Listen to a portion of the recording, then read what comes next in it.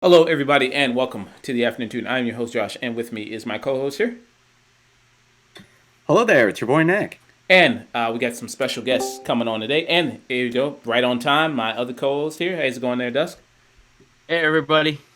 Hey, that's going there. And we got some special guests coming back, returning guests, Hunter from The Real Pineapple. How's it going there, Hunter? Pretty good. Good evening, everyone. We got artists. We got Reese on here today. Hello. Very dark Phoenix look today. With going on with Reese. Very nice. Okay. Racist. You meant? Oh, you meant? Yeah. And we got Rose, critic from oneofus.net. How you doing there, Rose? Doing good. For me.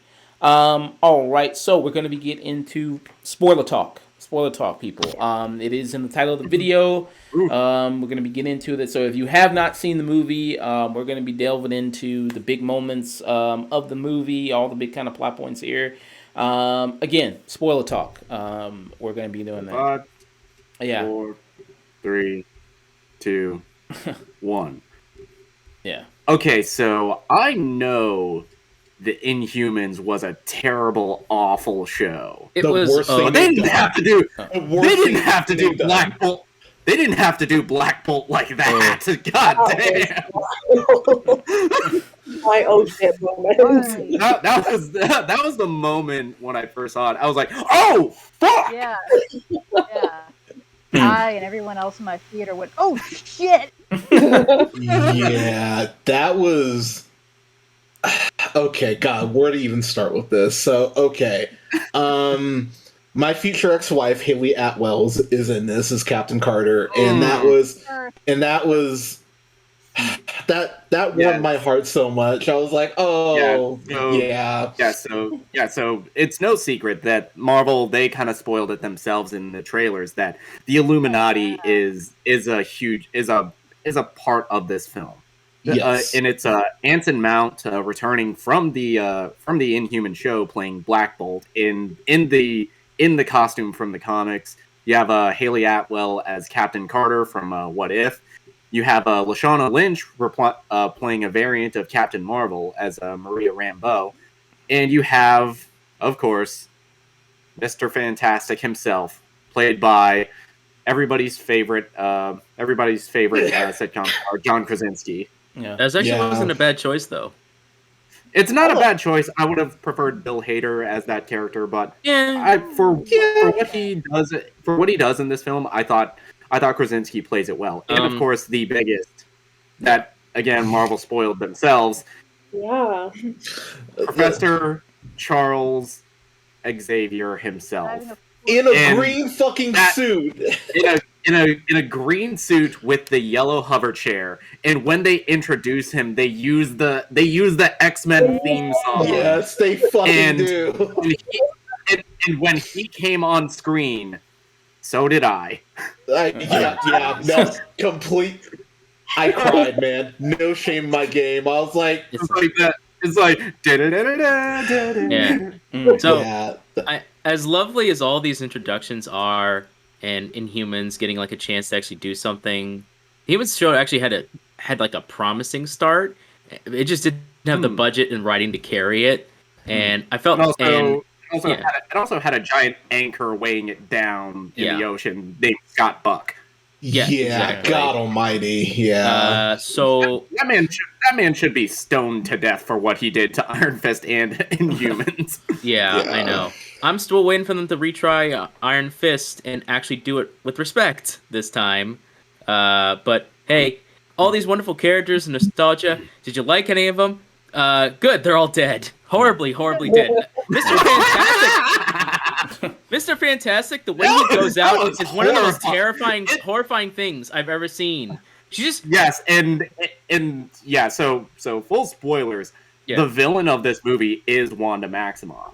After getting the Darkhold, she goes full on Scarlet Witch, and what she does to people in this movie, it is terrifying, and she is like shit your pants scary in scenes in this movie. And yeah, exactly, she is Omni-Man, and how quickly she dispatches like the world's greatest heroes. Yeah, and not only that, it's the line before that that really sealed it. It's, where he's oh like, yeah, that was it's like the like- coldest line I've it ever is. heard. He's trying to like It's like- reason with her. He's trying to give whatever, and he's just like, "Look, I have a family. He's I trying. have this." He's trying to. He tries to sympathize with her, which I think And- is a mark of Reed Richards. It's like, It hey, is. I get Yeah. it. I have children of my own, and she's just like, is their mom still alive? Good. Then there'll be someone to raise them. It's like, Yeah. Yeah. At that point, you're all dead. Yeah. Honestly, I did understand Reed Richards because having that moment where he's like, "Please, I have children too," that was very much part of his character.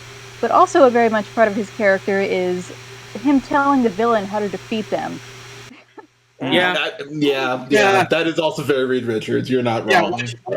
which is a thing I didn't read until I was watching it a second time on base, where they're confident because they handled Doctor Strange, their variant of Strange, who was also corrupted by the Darkhold, but they were able to handle him because he came along willingly.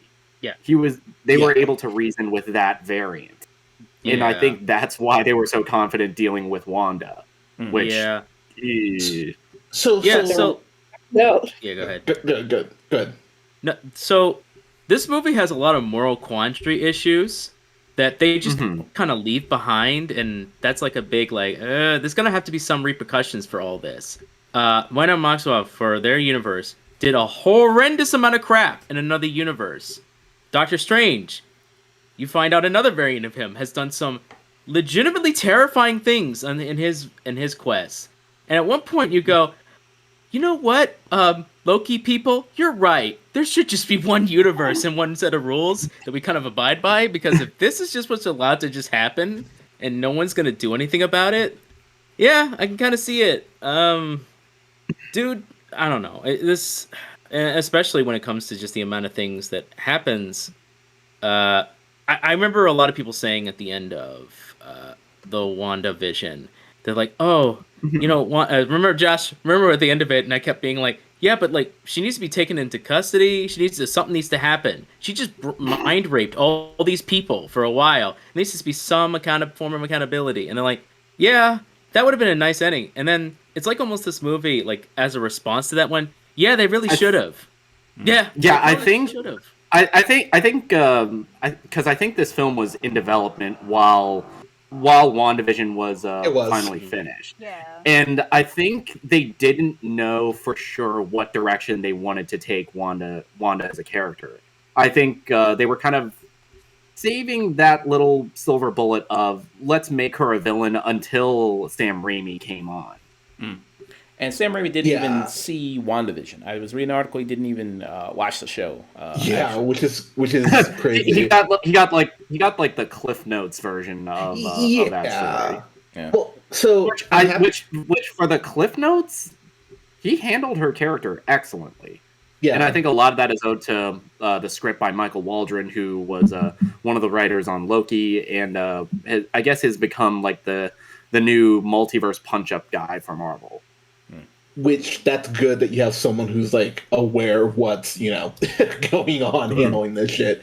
The thing, okay, so I love this movie for multiple reasons, but one of them is that at the end of WandaVision, one of the arguments, and Nick will tell you that our friend Bradley and I have just been going back and forth for like a fucking year, it feels like, has been Wanda's morality. And my big thing that I always have been saying is that two things can be true. The fucking evil government guy emotionally manipulating her into losing her shit. That's terrible. And we should feel bad for her for that. However, by episode 3, when even Vision is like, we're not supposed to be here, and she goes, "Oh, don't worry, I have everything under control," I went, "Oh, that's not good. You should not be doing this." And really, at the end of WandaVision, when you see her reading that book, which, by the way, called it Darkhold, when you see her reading that, I went, yeah, this is bad. Not enough of you have read House of M who think that she's over this shit. And so when she... Yeah.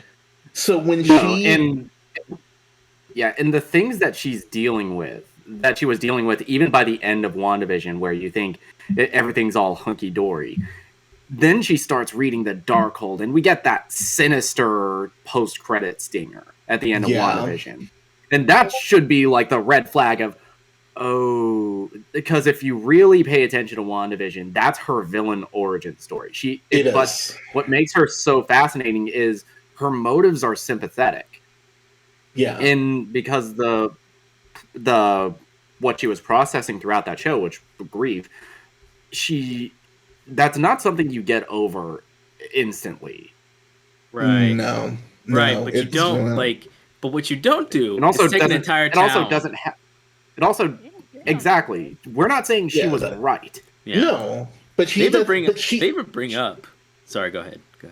I was gonna say, but she didn't even know how powerful she was, and that's and that's what I always have to remind people of. Now, what makes it more tragic in this is that she has multiple times to take the off ramp, and everyone is telling her like, what you're doing is really fucking bad. Once America, when Strange even tells her like, you're willing to kill a kid, and she flat tell what kind of mother would do that, and she goes, oh yeah, my kids won't know about it, don't worry. I went, no, bad, very, very bad.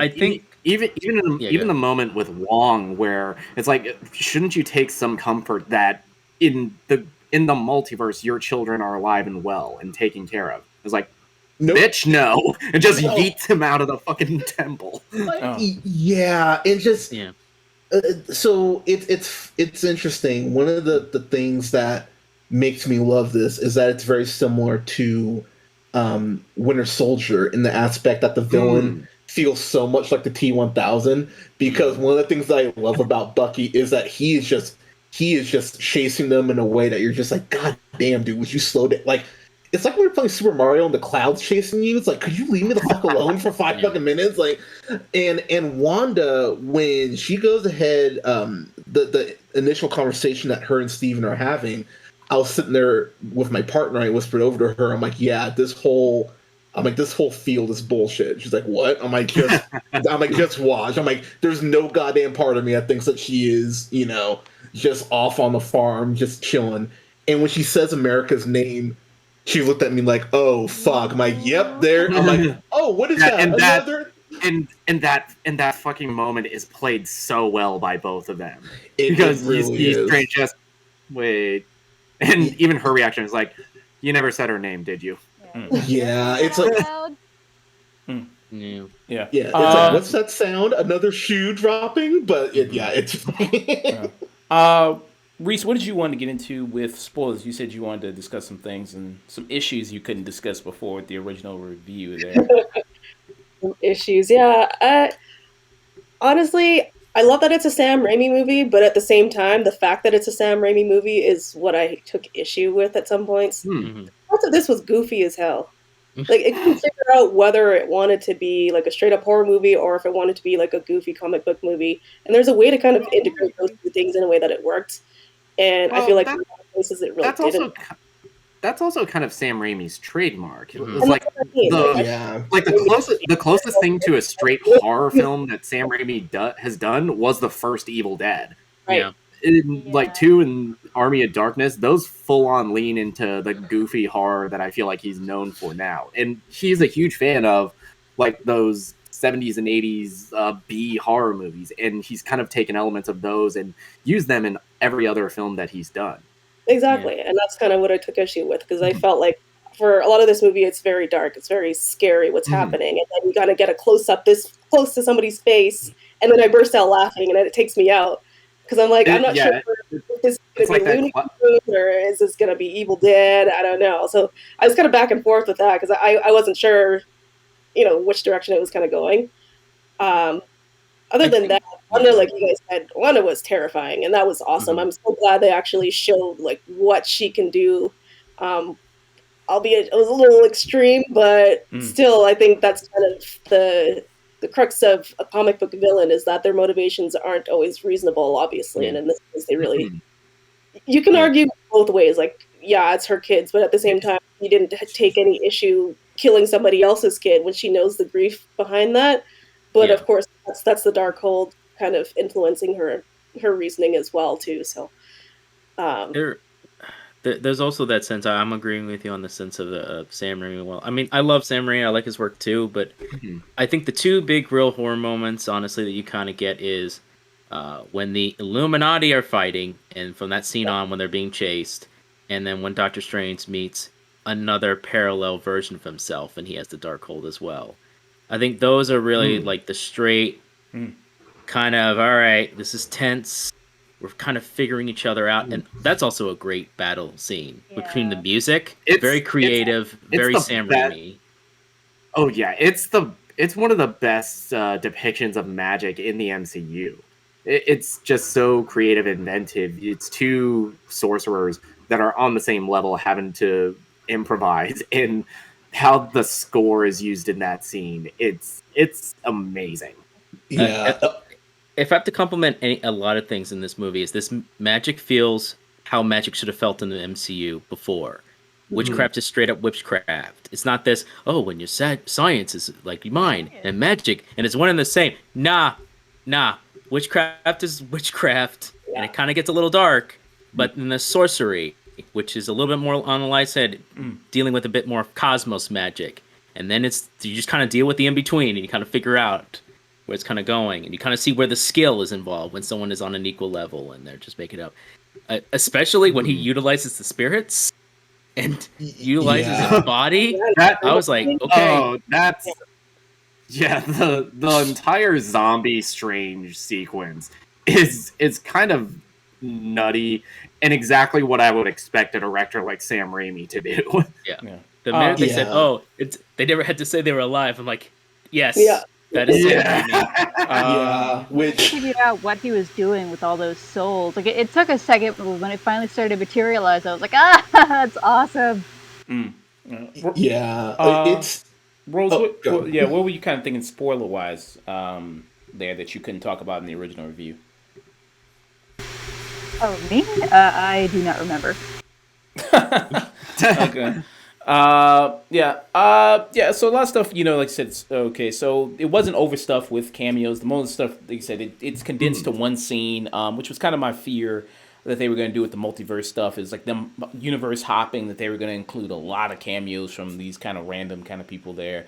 I had heard, I don't know what kind of rumors you guys heard, but I had heard various different rumors, like Eric Bana Hulk was going to be in it. Other X-Men were going to be in it, like Wolverine and Cyclops, maybe even Storm. I heard Deadpool was going to be in this. I heard Toby's Spider-Man was going to show up, which a lot of those, for the story they're telling, it wouldn't have made sense. No, it really wouldn't have. Yeah. Hey, Marvel is not DC. They're not gonna just throw cameos in there. Oh come on! Hey, they did Suicide Squad recently. Give them a little break. One I thought that was gaining a lot of traction that I thought was going to happen was Tom Cruise as Iron Man coming in here. I thought that was a good idea. I mean, that I was like, because you look at all the people who are on the Illuminati, they're all actors who've played, they're all different variations of characters and actors we've all seen in the roles before. So it really wouldn't have made sense for Tom Cruise to come in here, because it would have been so out of place for him to be played by a different actor, Iron Man. But yeah, I really thought that one, especially when you see the Ultron bots who are the guards there. I remember, I think we were discussing the trailer. We were discussing maybe Iron Man was going to be in it. So I thought there was more kind of credibility to that rumor.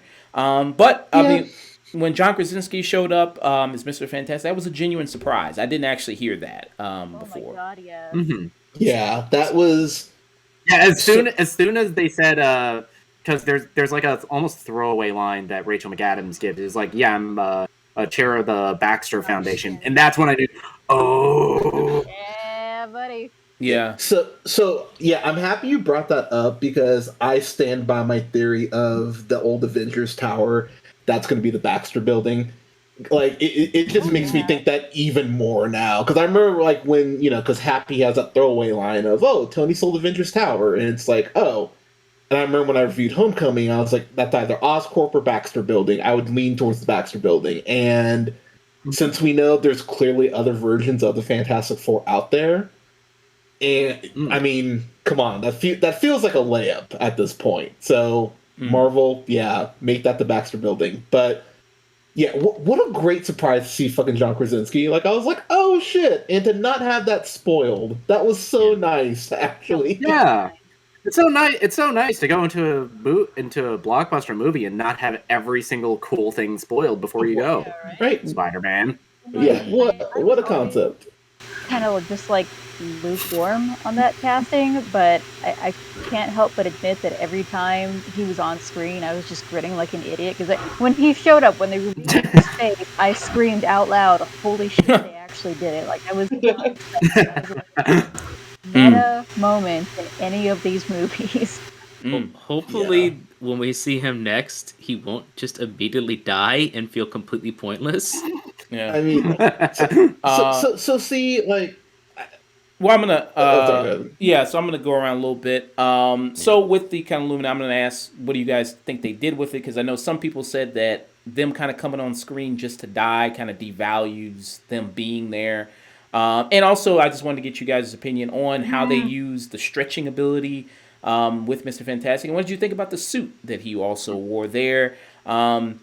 So, Rose, what are you thinking about that? Do you think the way they handled the Illuminati and then having them all be killed that way was kind of devalued how powerful these people are, or what? Would you kind of think about that? No, not even a little bit. And anyone who's saying that needs to go touch grass or something. Like it's not that big a deal. A billion more movies and TV shows, probably starring any number of these characters at some point or another. If you want to see them being cool and doing things and living, go read the comics. I don't know what to tell you. And we literally saw Wanda decimate Camartage, which had like exactly 100 of sorcerers on a similar level to Doctor Strange and Wong, and she murdered hundreds of them. What the fuck is a guy that stretches a chick with a shield in a Captain Marvel gonna do? Like, speaking of the stretching, though... And the crippled guy in a chair. Oh. They showed his stretching for just a second, and then, he gets turned to spaghetti. They could have done at least, like, one big stretchy fist or something. And the suit, I thought it looked fantastic. One of the... I think you can get there. That was unintentional, but like the suits from the Tim Story movies, the first official Fantastic Four movies, I've always really liked those. I thought those were kind of the only good thing about those movies, and didn't know how they would build on that or anything. And Marvel has in the MCU a propensity to add, I think, all kinds of like unnecessary lines and panels and tactical looking padding and stuff to their costumes just for the sake of it being unique to their franchise. Like I really didn't like the Spider-Man costume with all the erroneous black lines all over it that weren't just spiderweb. But I thought the Mr. Fantastic costume worked. I dug it, and if that's the design that they go with whenever he does show up again, even if he's not played by John Krasinski, I'd be happy with it. Yeah. Do you think that they are going to bring back John Krasinski, or do you think it was like a one-off and they're going to have a different actor come back as a variant of Reed Richards? What we kind of... I'm leaning towards that just being a one-off, just because that was such a popular thing, but... They are extremely receptive to the fan receptions to that kind of thing. I have no doubt that their marketing people are scouring the internet right now trying to figure out whether or not to keep him around as Mr. Fantastic. Or even listening to our show. I think he would be all right. It's never been my choice, but I think he could do it. But if he doesn't show up, I'd also be happy with that. Okay. I think Krasinski, he was never my first choice for the character, but kind of seeing him here, it's kind of turned me around. Okay. Reese, what kind of your thoughts on the Illuminati there? It feels kind of like Marvel's doing a bit of market research in that here they are. If you like them, then cool, maybe we'll think about keeping them. If you don't like them, well, then they're dead. Hey, we're good. Yeah, exactly.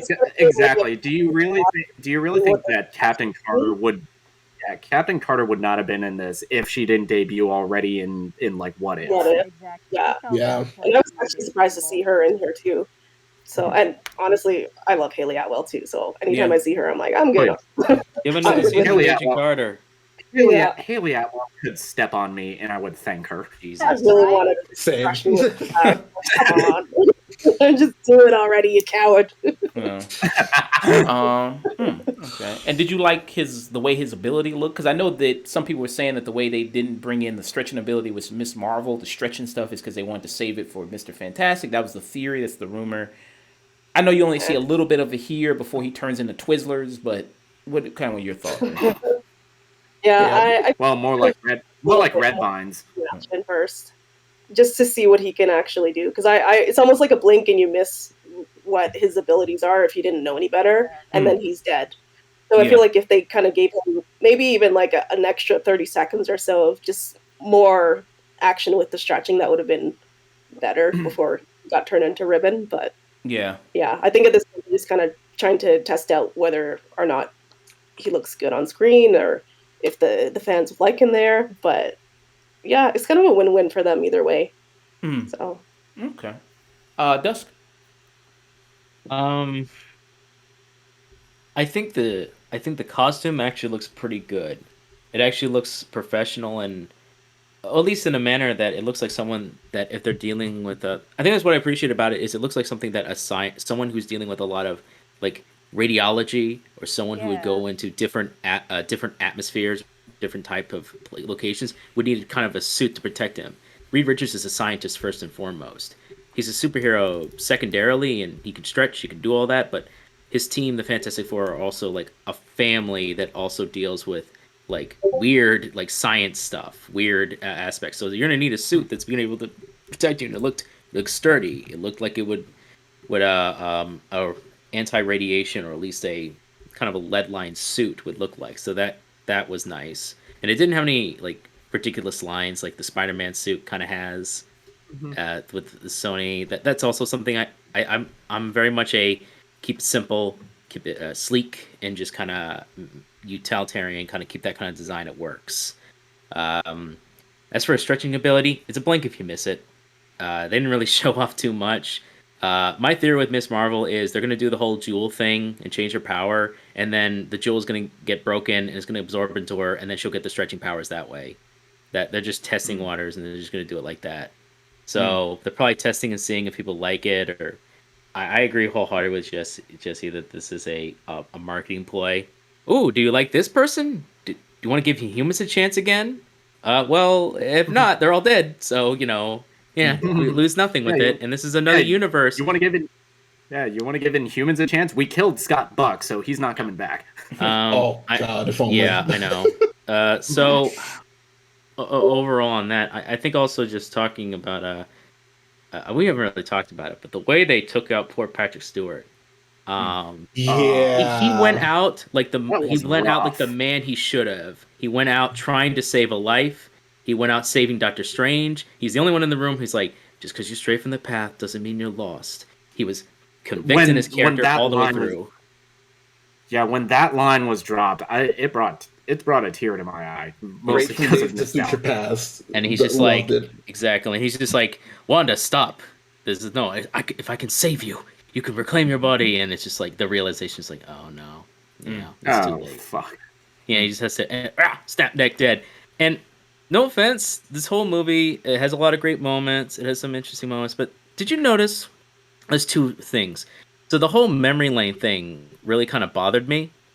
Not the content that's involved in it, but it felt very cheap and very quick to, we need character motivation. We need character understanding. They can't have a simple conversation about a broken watch that plays into the movie later about how things are broken. Well, that's kind of, the more you look at other Strange variants, the more you realize that's a part of his character. Because he is very emotionally closed off. You have to pry it out of him. It takes a conversation with one of his variants in order to get him to talk really about Christine. I understand that, but I'm also saying as someone who can like write, and you were writing for a big $1 million movie, there are many ways to do it. And while the memory lane is kind of sort of nice, he just stumbles onto it, and I know why that's there. And I don't know if you noticed, but I know movies go to different places. It's gotten banned to different places, and I'm pretty sure they set that up so they could cut that whole little scene and they would lose nothing. They're like, oh, well, we don't want to show anything that's gay, so cut. It's a whole little sequence that's its own thing. Yeah, I'm just saying. Yeah, they refused to cut it. I'm glad, but I mean that whole shot, it does feel like it's preemptive. If you understand what I'm saying, it's set up in a little scene that instead of kind of organically flowed into the story. Yeah, I get what you're saying. And the ending a bit kind of bothers me a bit. It's like the same thing we had with WandaVision. WandaVision ends in kind of like, well, maybe you'll learn your lesson. And in this one, it's like, well, Wanda, after causing havoc throughout the universe, many universes, and getting many people killed, including like several different Doctor Stranges, and this whole universe's group of superheroes just kind of killed, and widowing Sue Storm. I'm sure she really appreciates you feeling really bad about your non-existent kids and taking over another human being. I'm sure she really, really feels bad about that. And then I'm just gonna die. And to me, it was like there was no real punitive. They couldn't really actually stop her, and it's just kind of like oh, I guess now we're gonna be able to talk some sense into her. At one point, she even said, "Oh, what are you gonna do with the mom that you do take over?" She doesn't answer anything. You're like, "Oh shit." She's gonna take her back to the barn like old Yeller and just hide the body. She's Look crazy. at the flowers, Wanda. Look at the flowers. Yeah, basically. So the old mice and men, that shit. So do you think, like, with the whole multiverse, them bringing in there, them killing characters, do you think that forces death to be kind of meaningless there? Or do you think that with them, like... Oh, absolutely. Okay. If you could just bring someone back from another universe, I literally thought they were going to kill... At one point, they were going to kill Catherine in his universe, and then they were just going to bring over the Catherine from another universe, and it's his love interest in that one. Christine, sorry, Christine. I thought they were going to do it at one point where it's like, oh, we need to raise the stakes even more. Oh God, we're going to kill more people. But at a certain point, by the third Doctor Strange that dies and the way they just treat death, it doesn't mean anything. It's like, oh, I just found the dead body of a version of myself. That's a whole Star Trek episode, like a moral quandary, where we kind of mull over that fact. And in the movies, it's like, I'll just bury him here. He's a plot point later on. We'll figure it out. Okay. It's just kind of, so yeah, kind of. It's like, it's got to violate someone. And what they're setting up in the stinger at the very end of this movie, I think I have a theory on how they're going to handle the whole. Oh, we don't have X-Men in the MCU currently. We don't have the Fantastic Four currently. Okay. They're just gonna have an incursion, and instead of both universes dying, they just get like super absorbed, and they just combine. Okay. Probably. So that leads into the mid-credit scene. Talk about that, and I'm gonna get Hunter's opinion since he's the big comic book guy. So in the mid-credit scene, because I immediately, like, after that mid-credit scene, I was on my phone. I was like, who the fuck was that?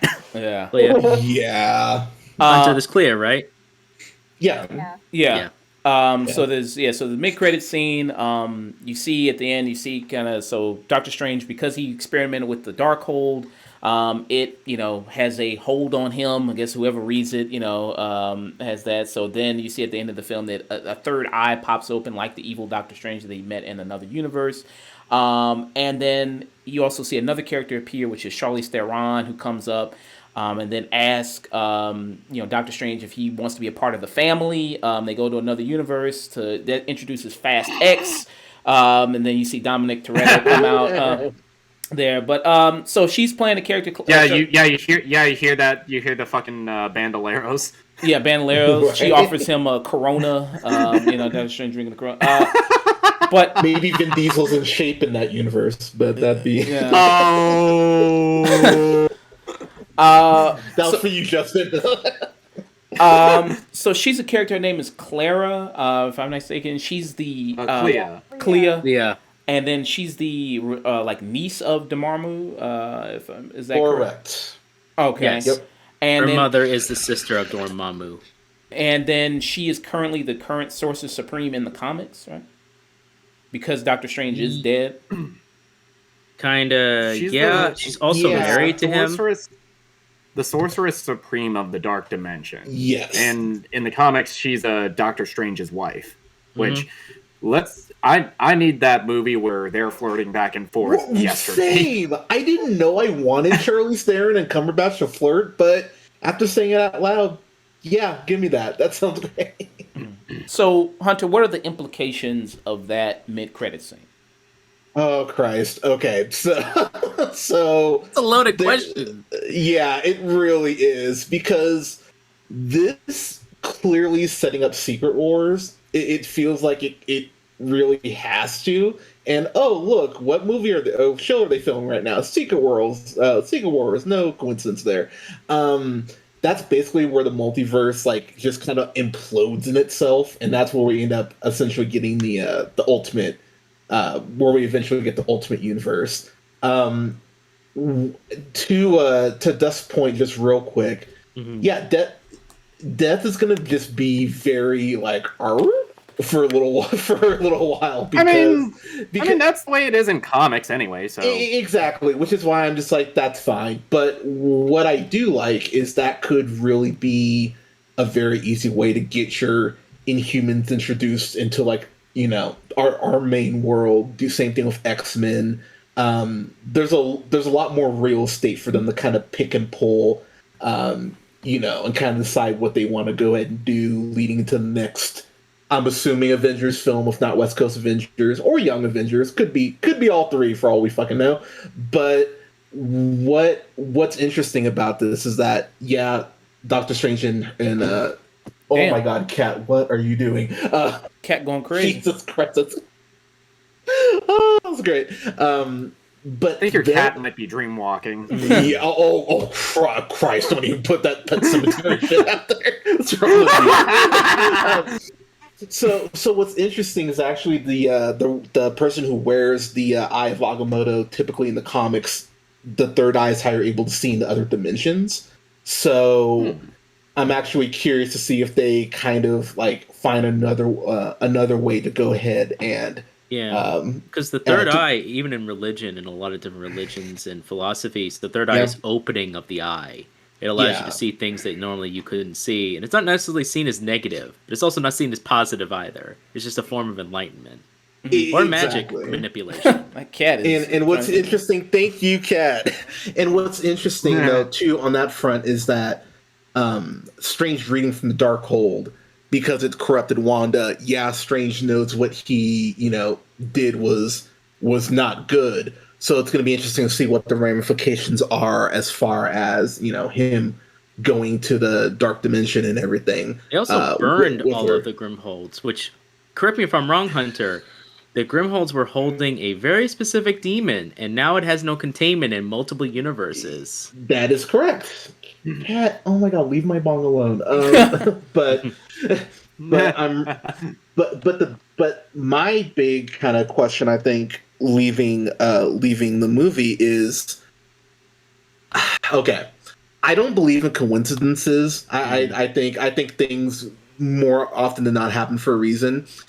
We did just lose. Marvel did just lose John Watts for Fantastic Four as their director.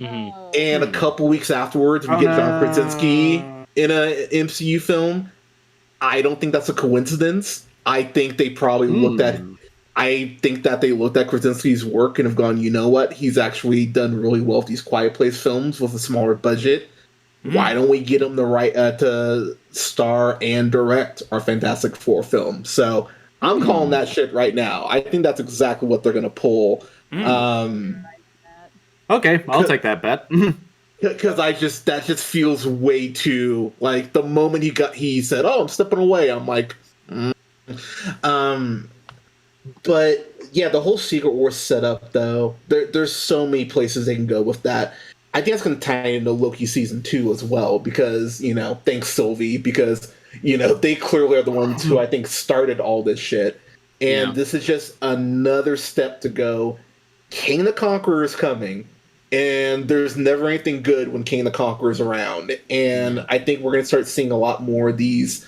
I think we're going to see the multiverse expand more, and then you're slowly going to see the branches start to get clipped, slowly but surely, until we get to maybe the end of Phase 5, where we go, oh, this new universe is called the Ultimate Universe, which I would not be surprised, because that's exactly what they fucking do. I mean, the MCU has mostly been doing most of the Ultimate run. Yeah. Man, wouldn't it be hilarious if Kurt Russell shows up and he's Nick Fury, OG Nick Fury? Oh, that would be some shit. I was in a failed television pilot movie, brother. By the way, imagine they bring Dolph Lundgren back as Frank Castle. Oh my god! Please do that shit. But what's one thing I have to give them credit for? Reed's costume is way more in the vein of the Ultimates, which Ultimate Fantastic Four is terrible. By the way, do not read Ultimate Fantastic Four. Holy shit! It is not good. Most of the fucking Ultimate Universe kind of sucks. Yeah, I mean, true, but we got miles out of it, so you know. Okay, so you got one good character out of the sea of trash. Congratulations. One great character, actually two, because Kamala was around in the Ultimate Universe. So I love me some Kamala Khan, but I digress. So there's that, and then the other big thing is. Where do we get the other Fantastic Four variants? That's my big question, because I feel like that's coming, and probably having that open space, you could really cast. Like, do we get Emily Blunt? Does she actually, shut the fuck up and be Sue Storm, because she's been kind of talking shit about being playing a comic book character? But I think she'd be excellent. I mean, I don't know. You have three ways to go about this. Correct me if I'm wrong, Hunter. You have the quantum universe. That's a way to bring the Fantastic Four. Yeah. You have the whole quantum universe. That's a whole thing they haven't really explored. Then you have the multiverse, which we have right now, which is what they're kind of doing with Dark Dimensions. And then we have the whole Secret War thing that's probably going to come to a pass at this moment. So you have three different ways you can bring a variant amount and amalgamize them into. I mean, honestly, by Phase 4, probably they're just going to do a whole, look, MCU, y'all just being like, this is Ultimate, you're your own thing, here's a bunch of people that never existed before, or they've always been here, and they all, I don't know, localized into this universe or crap. Why not? Yeah. I mean, you could... Javon Good just... oh my god. Sorry, but Javon Good just posted, she's talking shit about comic book movies. She missed out on playing Black Widow because she had to do that shitty Jack Black movie. And Gulliver's Travels is fucking terrible as well. It's atrocious. Couple more just real quick things. Olsen brings it in this. She brought it in a way that I just went goddamn, because you watch WandaVision, how she plays like the grief, like all the stages of grief and everything. Mm-hmm. It's a really heartbreaking performance in the best way. But here, it's vengeance and spiteful in a way that Scarlet Witch, like, it's very House of M, which is why I don't mind that Illuminati scene whatsoever, because it's very reminiscent of a scene in House of M where she just tears through a bunch of heroes, and you're kind of like, oh fuck, this is bad all around. And everyone in the Illuminati dies in like the most vile way. Not just Black Bolt, but fucking Captain Marvel has a statue dropped on her. Captain Carter gets cut in half with her own shield, which that was so cold. I was like, I actually was like, you bitch! Like, out loud. It was like right after the good old I could do this all day. Which swoon, that made me so happy. And then we get another Ultimate Universe callback where Wanda snaps Xavier's neck, just like Magneto does in the Ultimates, which I was like, oh, that's some cold shit. But seeing him talk to her as you see like the literal weight of the Darkhold coming down on her as he reaches out to grab her hand, that's such an Xavier thing to do, like very Jean Grey. Too, and this the way you see her get behind him and just go I was like, ah, like I definitely screamed at that shit. But Notice like the shark mask they gave her when she popped out of that cloud. They should have like a zombie and she had the creepy teeth and everything. Oh, I didn't notice that. I yes, gotta go yeah, see it. yeah, I yeah, gotta go see yeah, it. yeah. I did catch that. Yeah. Um, So but yeah, I love that. yeah. To wrap up kind of the spoiler talk, I'm gonna go around let everybody give kind of their final thoughts, anything they want to kind of finally say about it. Yeah, I thought that spoiler wise, like I said, with America Chavez, the ending where it comes to her powers, I just thought that this is why I think there should have been an extra time. It's just because it just goes like at the end, it's just all about just believe in yourself and you know how to control. Yeah. It's like just at that moment, I'm like, I I don't know.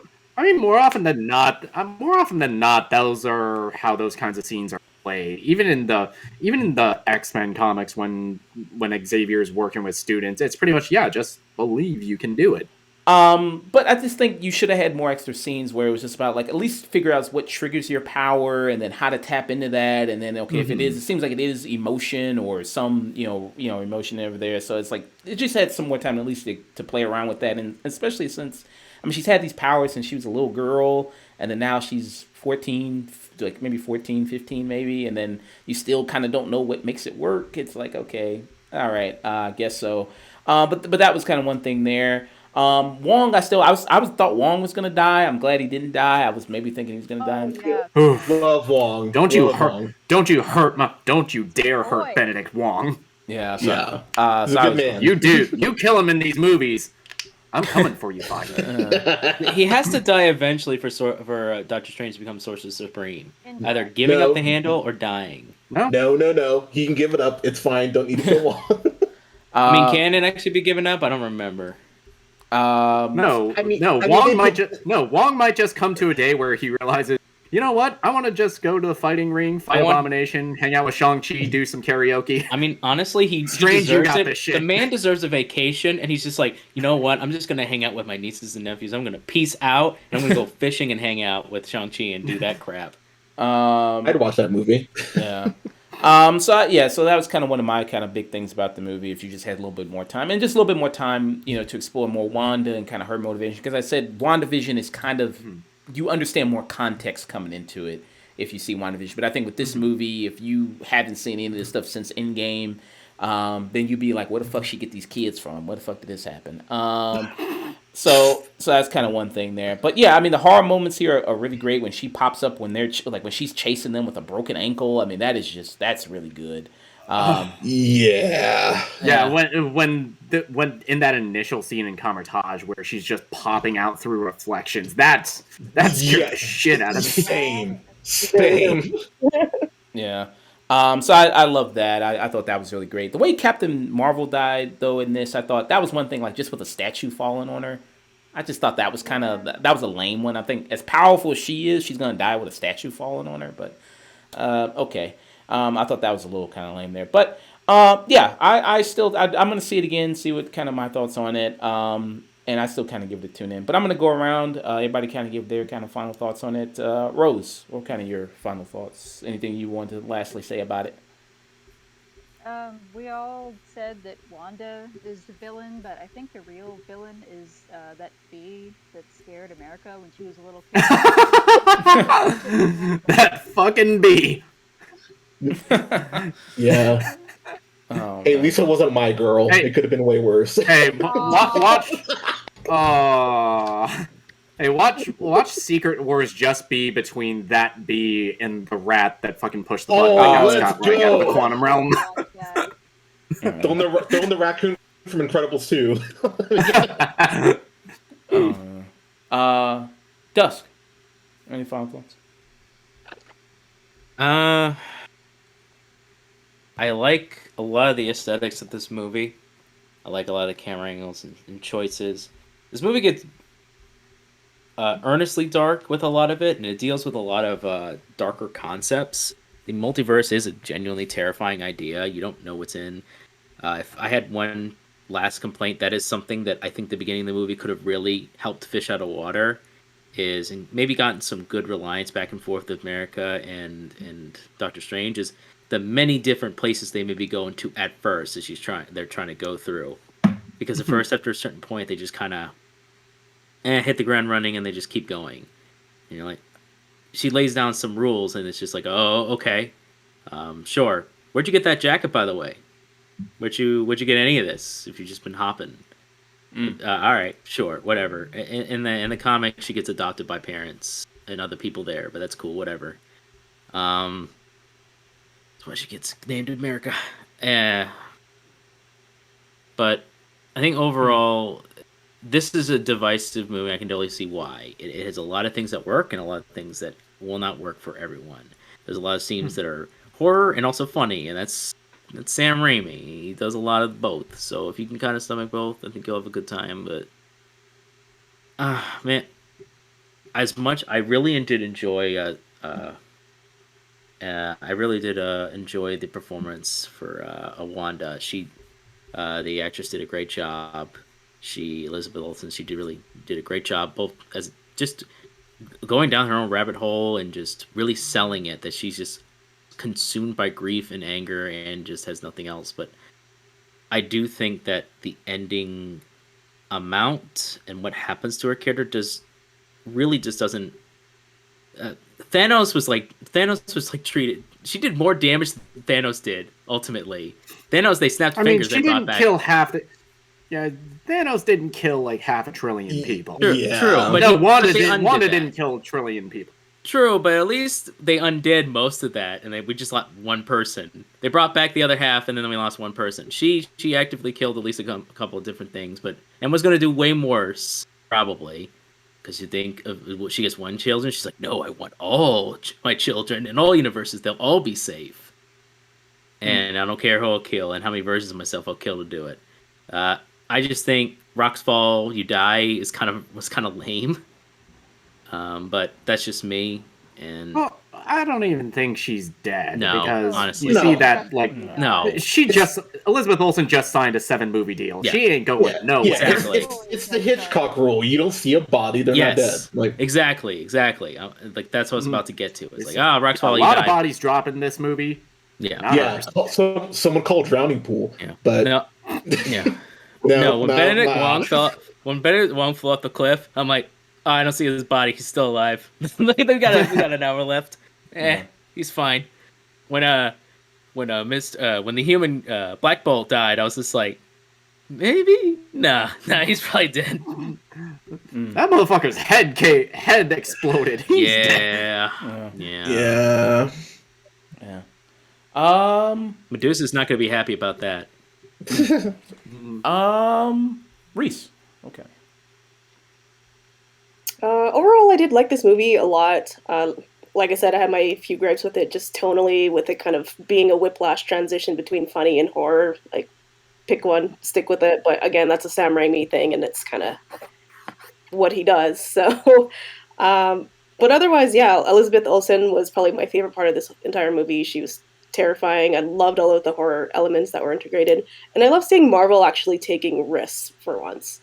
They kind of have this way about them that's very formulaic, which they did touch on again with, Doctor Strange kind of fighting his evil version, which is their big villain problem with all of their movies. But in this one, it's they're going in the right direction as far as villains are concerned, and as far as what boundaries they decide to push.